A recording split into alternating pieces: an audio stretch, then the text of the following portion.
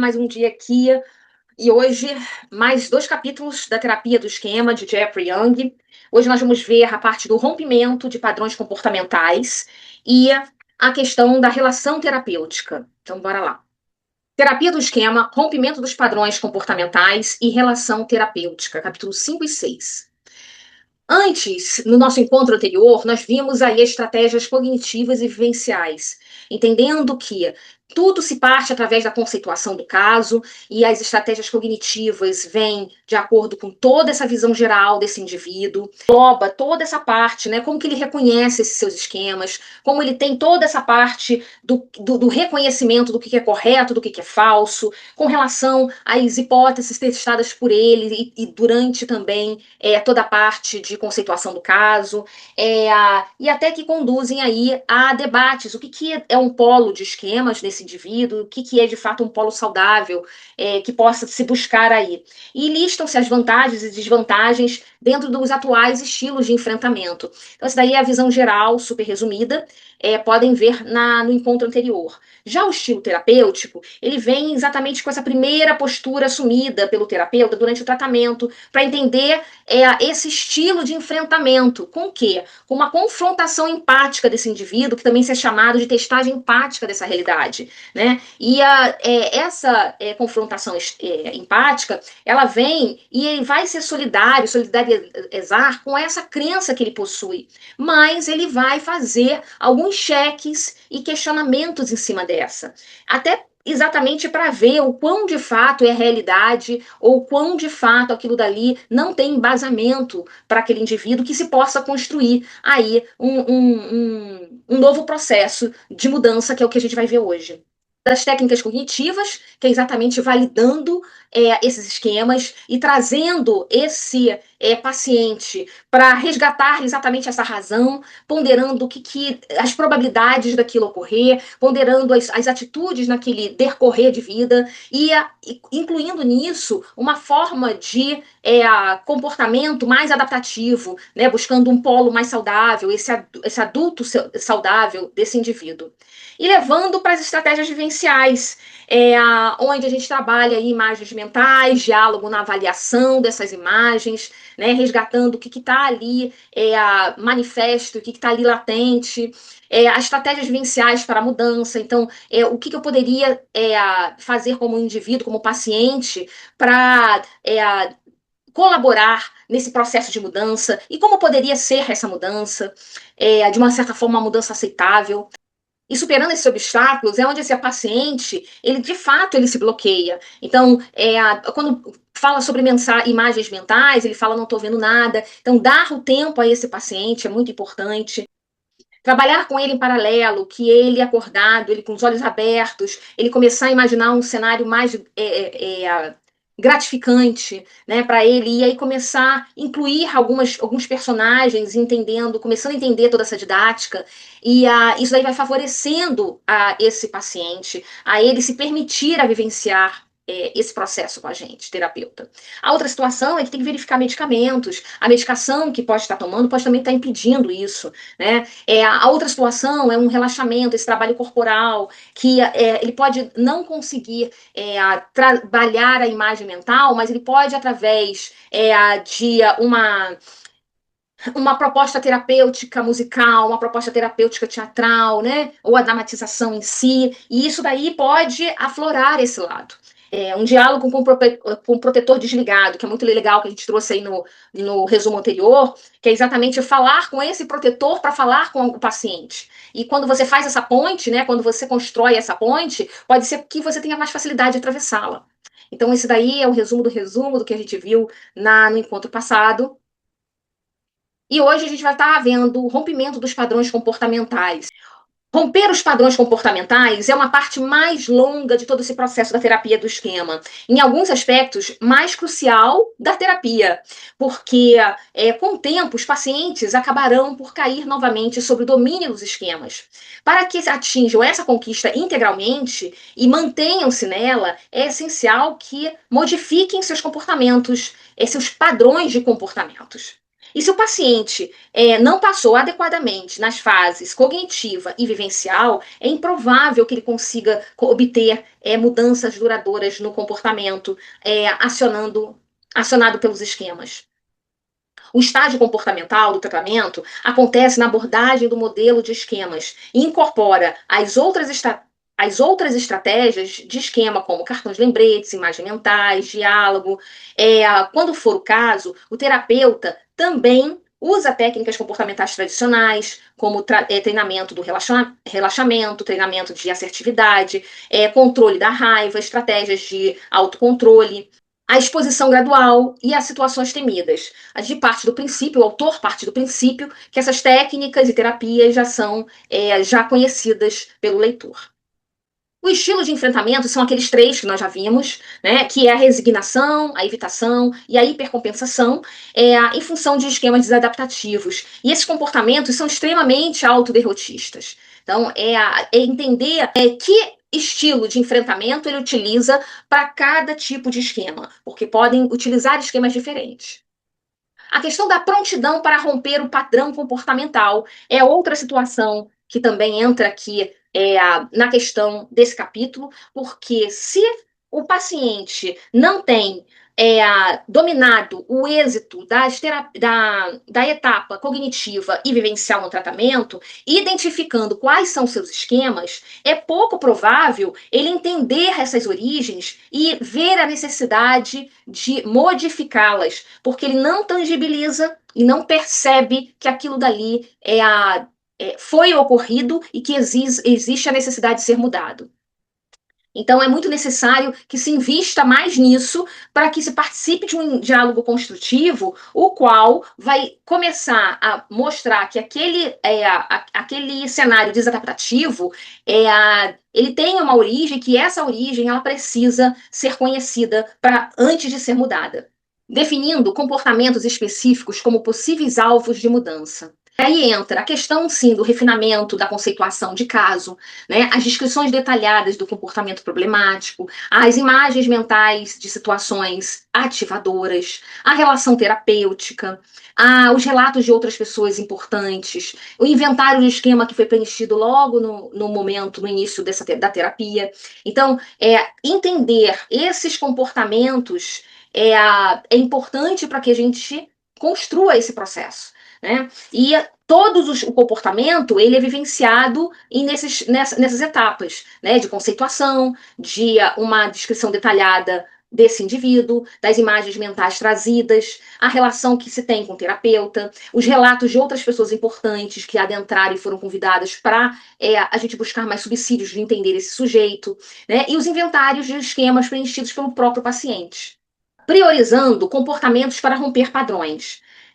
Existe a questão da mudança, né, do comportamento versus a mudança de vida. E para isso, não adianta pegar todos os esquemas que estão desadaptativos. Ali vai se elencar o que o paciente se sinta mais incomodado, para a gente trabalhar gradativamente nessa mudança, para que, aos poucos, ele comece a ver resultado naquela prática. E aí, cada vez mais, com um comportamento mais adaptativo, a gente começa a ver outros esquemas que não colaboram para que aquela mudança ocorra, e também aí vai se trabalhando esses comportamentos. Jeffrey Young comenta que é importante que comece com um comportamento mais problemático, que, na verdade, ele inclusive comenta que o próprio paciente sinaliza isso. No entanto, quando os casos forem de pacientes que estão sufocados demais para continuar, nesses casos, dentre os comportamentos que o paciente se julga capaz de modificar,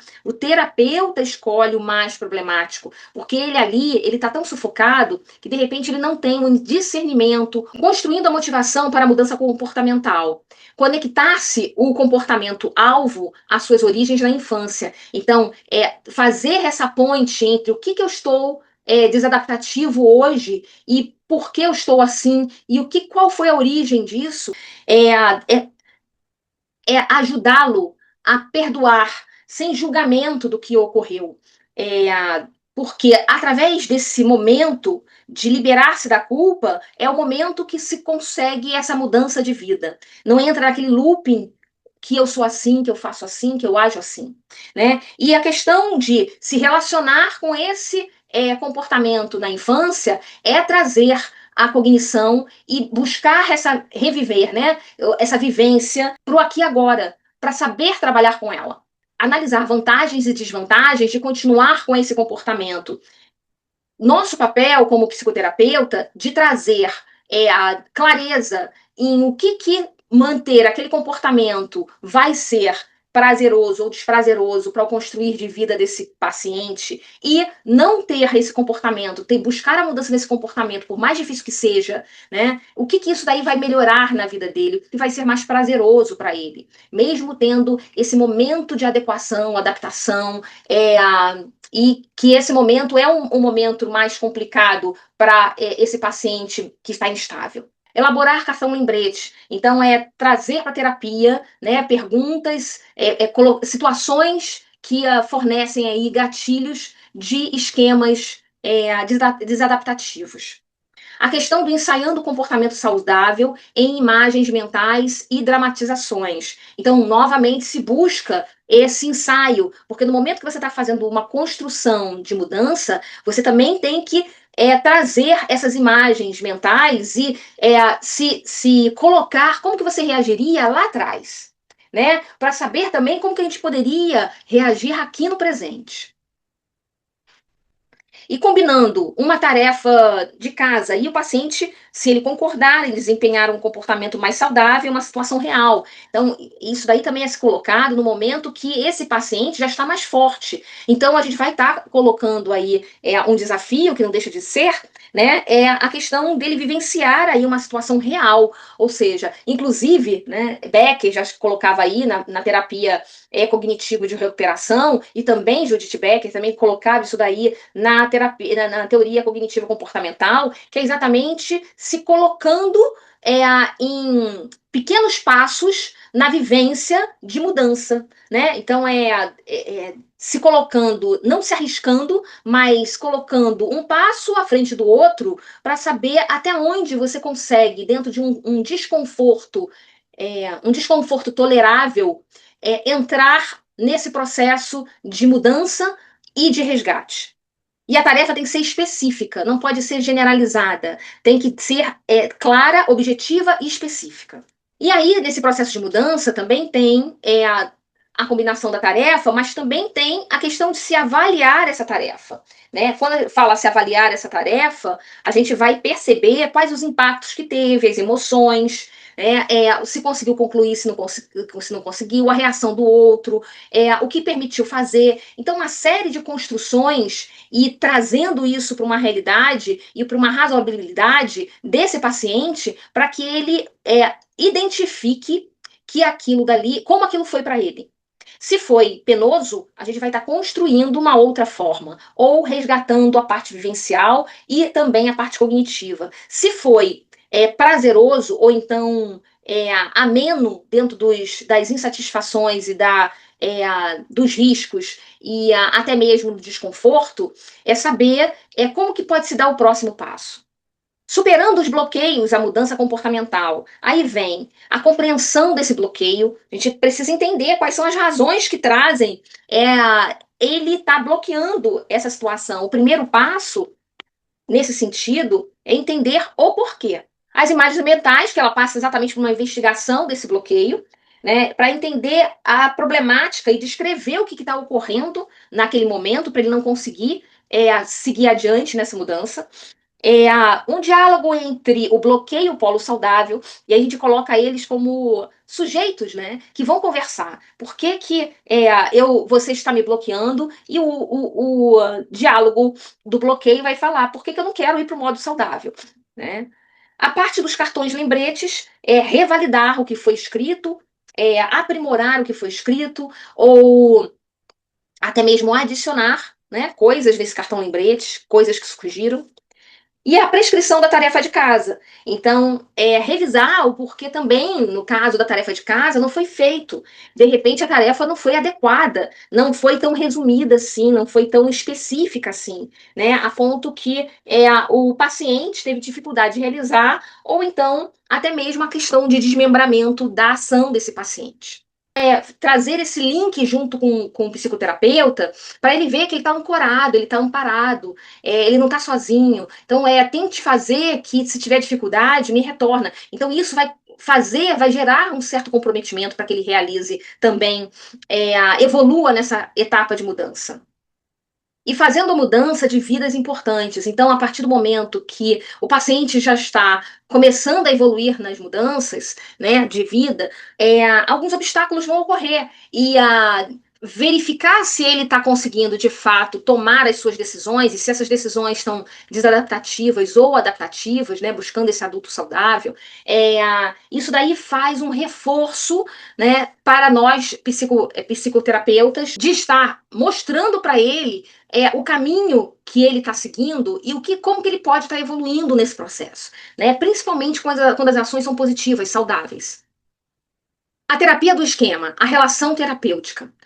Dois aspectos dessa relação são característicos da terapia do esquema: a postura terapêutica de confronto empático e o uso da reparação parental limitada.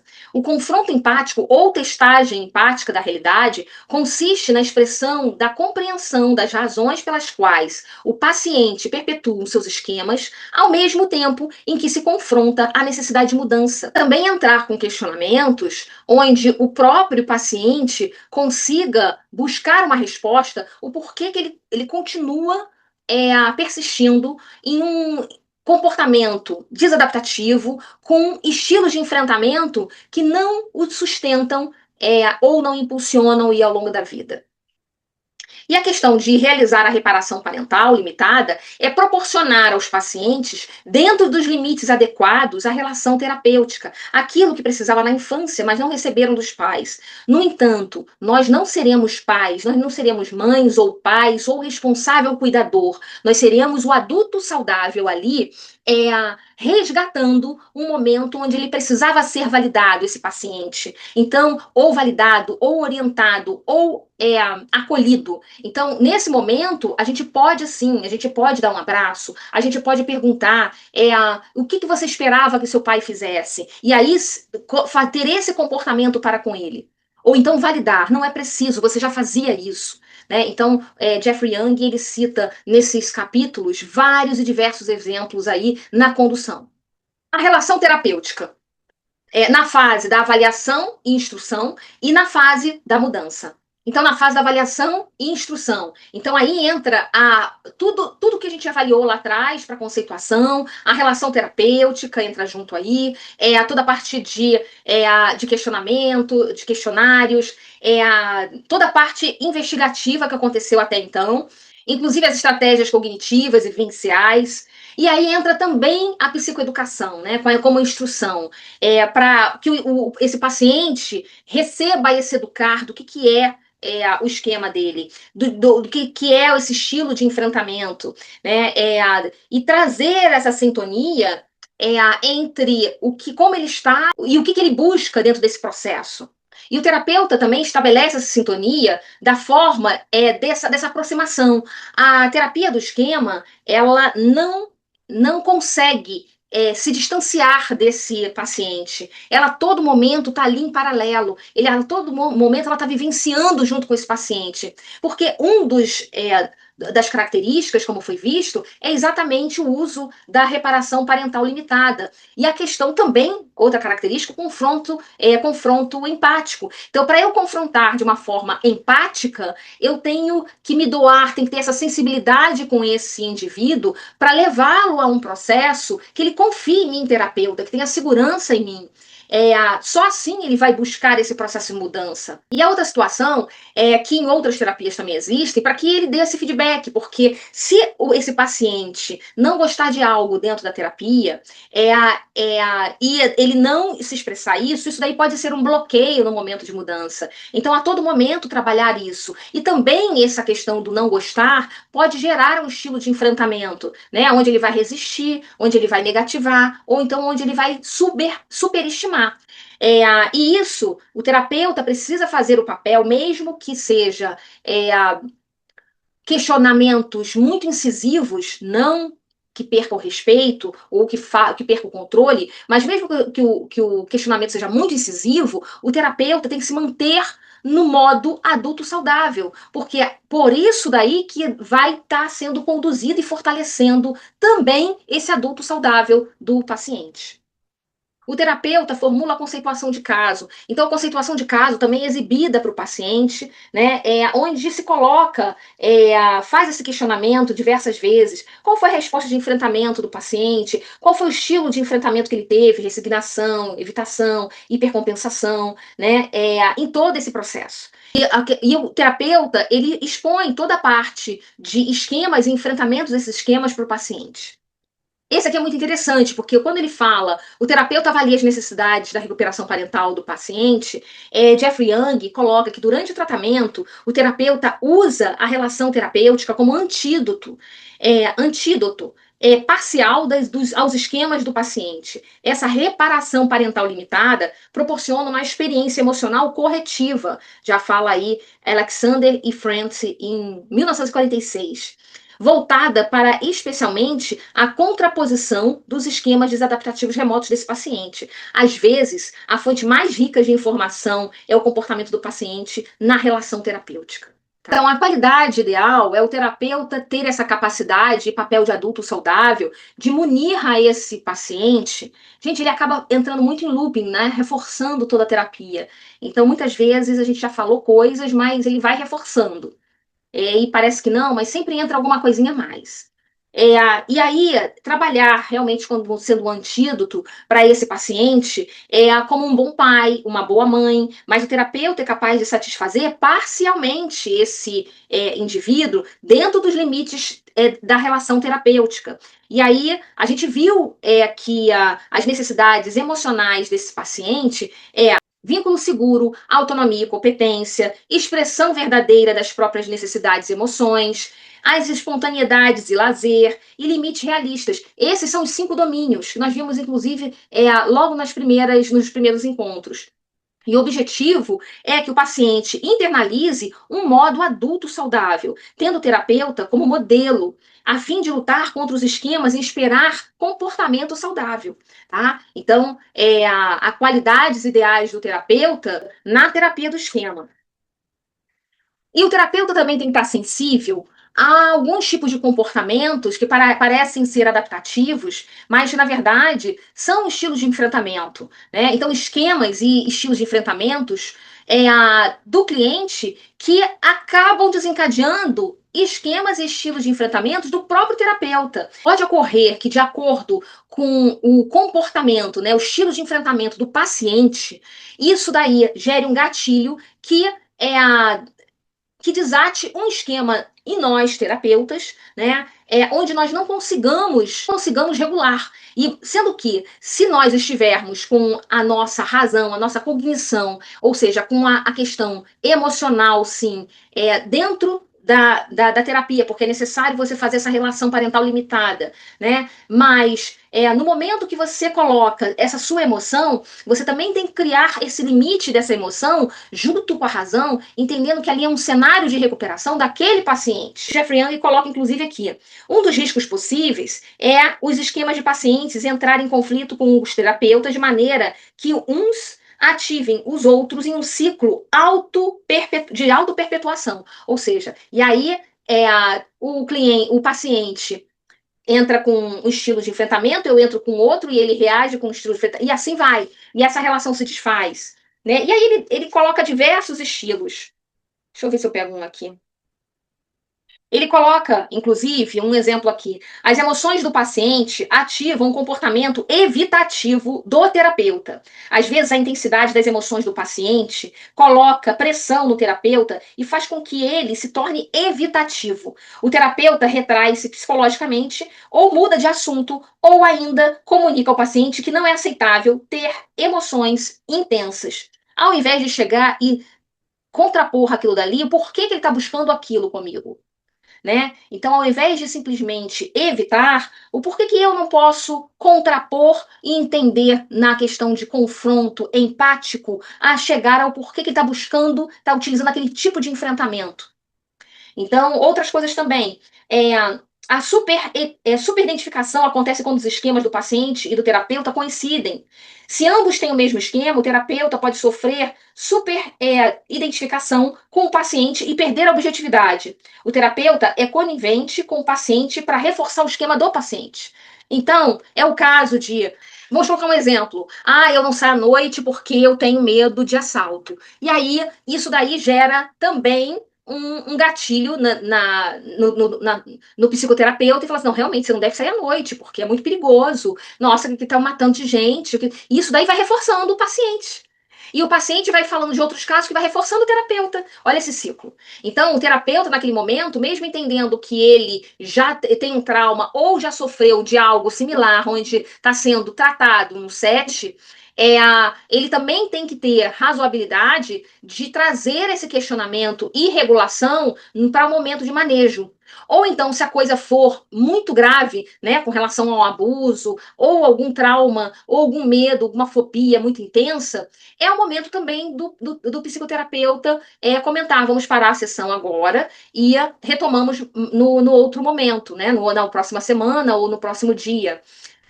E se por acaso, e trabalhar isso, levar para uma supervisão, e se por acaso aquilo dali for algo que se entenda que ele não vai conseguir conduzir, deixar claro para o paciente que ele não vai conseguir tratar isso daí, porque ele também tem um motivo pelo qual ele também tem um impacto com essa temática ou com esse esquema. E aí conduzi-lo para um outro terapeuta, um outro colega terapeuta. Isso é possível de fazer, tá? A questão do papel na relação terapêutica, na educação do paciente. Não adianta eu dar um livro grosso, né? Ou até mesmo um livro para quem não gosta de ler. Então, o máximo que eu tenho que ver é se gosta de escutar música, se gosta de filme, entender essas particularidades para que ele comece a se autoeducar também sobre os esquemas dele, sobre a terapia em si, tá? Vem na fase da mudança, o confronto empático ou a testagem empática da realidade. Ele vem aí promover o crescimento psicológico desse sujeito, do paciente. Entretanto, o confronto empático não é uma técnica e sim uma abordagem em relação ao paciente, que envolve um vínculo emocional verdadeiro. O terapeuta deve se preocupar genuinamente com o paciente para que a abordagem funcione. E o primeiro passo disso é que expressem livremente as suas verdades. Logo depois que eles se colocam a verdade, que o que ele deseja fazer, quais as ações por parte do terapeuta ativam o esquema, qual é o esquema, quem mais faz com que o paciente se sinta assim, quem no passado do paciente fez com que ele estivesse assim, e assim vai. Logo a seguir, o terapeuta empatiza com os sentimentos do paciente, dadas as perspectivas deste sobre a situação, e reconhece o componente realista do ponto de vista do paciente. E, se for o caso, desculpa-se por qualquer coisa que tenha feito prejudicial ou insensível, tá? No caso aí, esse confronto terapêutico pode também ser do próprio terapeuta, tá? Para ele entender se aquele houve um desconforto com ele. Mas esse confronto terapêutico, ele também pode assumir aí, buscar esse personagem que adentrou na vida desse paciente e começar a trazer, de fato, a reparação parental limitada.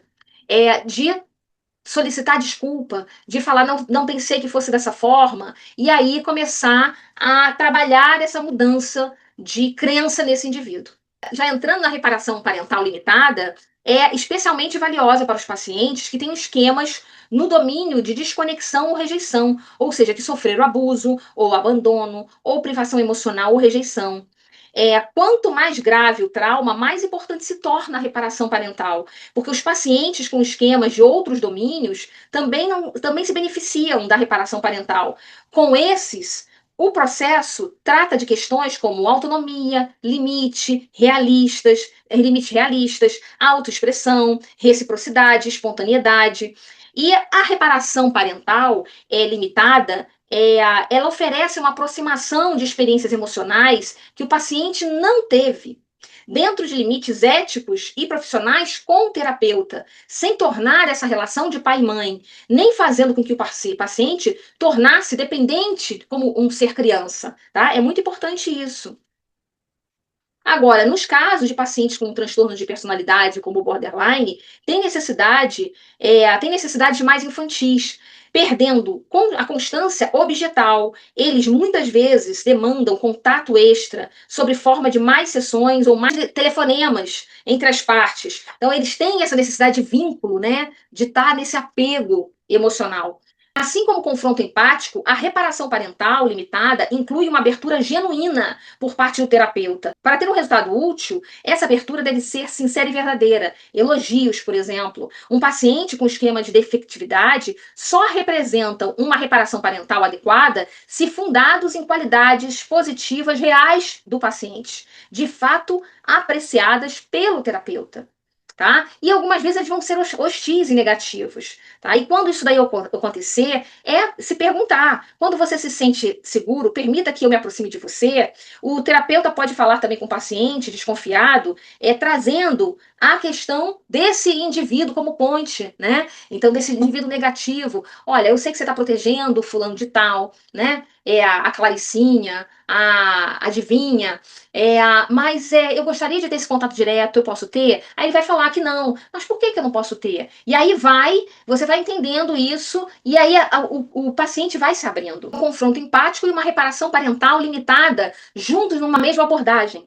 Para finalizar, eu trouxe aqui um resumo do resumo que ele coloca na parte da relação terapêutica, né? Então, os esquemas adaptativos remotos e alguma estratégia de reparação parental, o abandono e a instabilidade. O que eu preciso ajudar a esse paciente a ter estabilidade, a trazer estabilidade?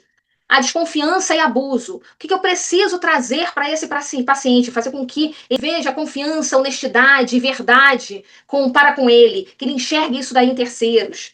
Privação e emocional. Que ele tenha esse clima de cuidado, carinho, empatia, orientação. Defectividade, a postura de ser aceito. Mostrar para esse indivíduo que ele não é falho, que ele não tem esse defeito, ele precisa se aceitar da forma que ele está se construindo, né? E aceitar que ele entrega muitas coisas boas e que ele não está vendo isso, e listar isso daí, começar a exibir isso para ele. E isso daí é uma postura de aceitação desse ser. O isolamento social, né? O isolamento social, de repente, vem muito ligado da fobia. Então, é estreitar esse laço, que da mesma forma que é ele, também sou eu, né? E que existem essas semelhanças, mas também existem essas diferenças. E tudo bem, isso daí é compatível, dá para você se viver com isso. E a vida vai ser assim, com ele e comigo e com outro, com ele e com outro, ou seja, comigo e com o mundo, com ele e com o mundo. Então, a vida é feita de semelhanças e diferenças. E a gente busca compatibilidade nessas duas coisas. Dependência e incompetência. Pacientes, eles precisam tomar suas próprias decisões, né? Tava muito na questão de quem faz o quê? Me dá o norte. O que eu faço agora? Então, trabalhar essa situação de pacientes e tomar suas próprias decisões, isso é aos poucos, né? Porque geralmente um esquema está linkado ao outro. Então, mostrar que ele vai tomando as decisões, ele vai ser competente também, tá? Isso daí é onde a gente tem que ter a estratégia de reparação parental. Vulnerabilidade ao dano ou à doença. Então, é a confiança e a calma nisso, né? Então, mostrar buscar, né? Conduzir esse paciente, que ele com calma, ele começa a perceber que nem tudo é um dano, que nem tudo leva a doença. A probabilidade disso é muito pequena.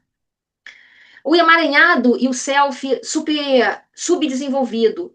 Os limites apropriados, não tão próximos nem tão distantes. Então, nesse emaranhado, é a pessoa que se joga e não sabe quem é ela, quem é o outro, e ela acaba utilizando a personalidade do outro para viver o cotidiano dela, e isso daí, e acaba se perdendo eu. E isso daí é importante que essa pessoa aprenda a dar o limite apropriado, ou seja, se alguém quiser meter a opinião em determinadas coisas, onde ela tem propriedade, ou então mesmo que não tenha, mas que ela tenha consciência que ela consegue buscar aquilo, ela falou, opa, espere aí, porque eu vou buscar esse caminho. Ou então, peraí, que eu tenho a minha opinião também sobre isso. Então, deixá-los próximos, mas não nem tão próximos, nem tão distantes. O fracasso em si. Qual que é a estratégia? Apoiar as conquistas do paciente, mesmo que pouquinhas, mas é começar a listar essas conquistas, né? Isso daí vai fortalecendo ele entender que ele constrói, né? Mesmo que a curtos passos ele constrói.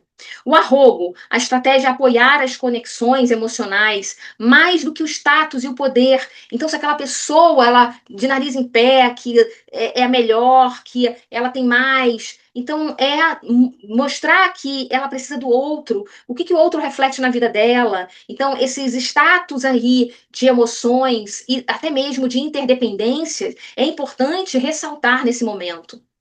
Autocontrole e autodisciplina insuficientes. A estratégia é desenvolver gradualmente essas capacidades. Então é isso, né? É controlar como conduzir, é como se organizar, como dar conta, né? O que pega realmente, o que está muito dentro do nosso carrinho, a gente pode delegar e assim vai. Subjugação. A estratégia é fazer escolhas em relação a objetivos da terapia. E aí, não só da terapia, a subjugação é ela fazer escolhas. E tem também a questão do emaranhado nisso, tem também a questão da dependência e a incompetência. Então, olha como que as coisas se conectam, né? Os esquemas se conectam. Então, a subjugação é trabalhar com que esse paciente tenha capacidade de escolher, de opinar, de optar. Negatividade e pessimismo. A estratégia pede que o próprio paciente faça os dois papéis. Então, ele estar na negatividade e ele ser também o positivo, né? Não tem aquela figurinha do diabinho aqui falando coisas ruins e o anjinho falando coisas boas. Então, é ter esses polos negativos e positivos e entender que nem sempre o negativo está errado e nem sempre o positivo está certo, né? Então, é ponderar isso, trazer uma cognição, uma razoabilidade em cima dessa construção de questionamento. Inibição emocional é expressar os sentimentos a todo momento, se colocar à prova, né?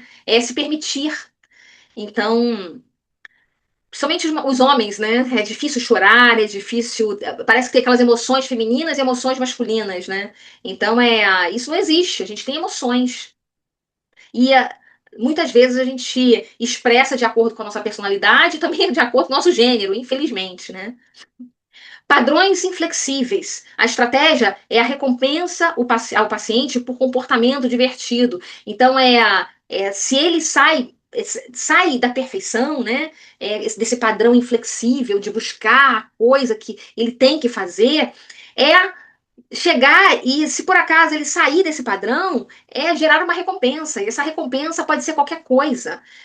Não é um bem material, é muito mais esse reconhecimento e essa troca de emoções, e esse fortalecer, né, desse indivíduo do que a questão do bem material.